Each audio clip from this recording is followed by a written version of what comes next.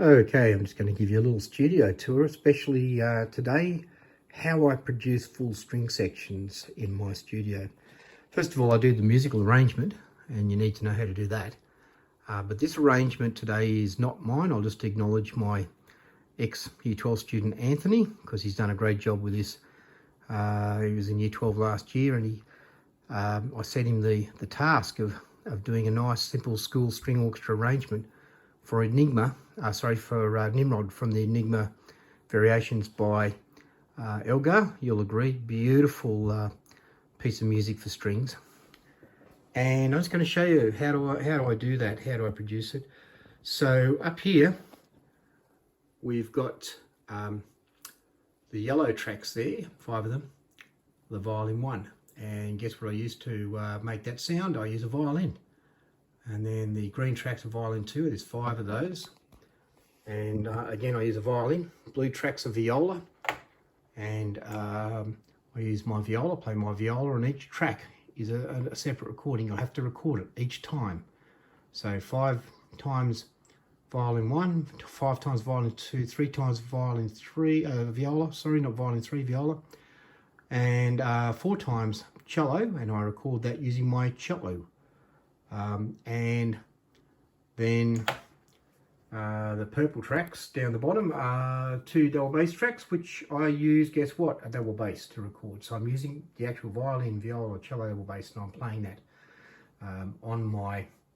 on those instruments and recording them that many times. Usually for a bigger recording, I'll do more tracks of each section to get a more luscious sound, but for a school orchestra recording. And this is producing learning media that the students can use to learn their part and to get the context of the whole orchestra. Here's how it's done. Now, some people might think, oh, you just use your iPhone to record each one of those tracks. No, you need good microphones. So I use a Rode NTK, which is a lovely valve mic that I own. They're worth about $1,000, I think. And here, this big bunch of buttons and faders and things is a Tascam DM3200 digital mixer. And I've had that about 13 years, and some people call me a dinosaur because it's still doing a great job.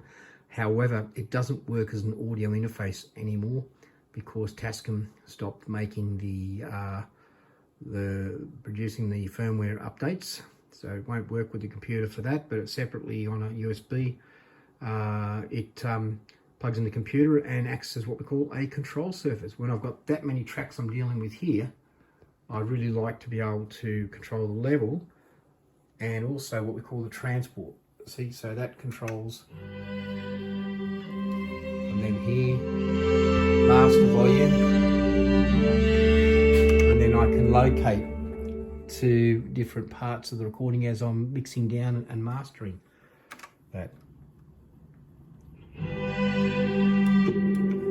Okay, so that's what that does. It's a control surface, and the microphones are now being plugged in through this firewire interface, which is an RME 5-phase 400, and underneath that, with the 2 yellow lights on, is an RME quad mic preamp, which boosts those microphones. Now, I mentioned I use a Rode NTK for the violins, violas.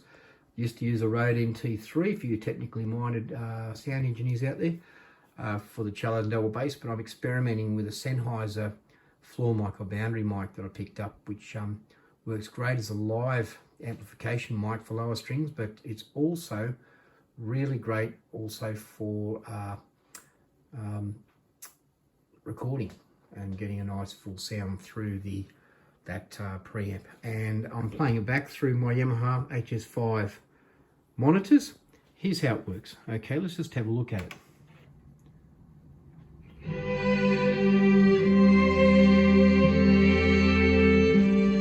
Now, just pull that volume down a little bit and just show you how,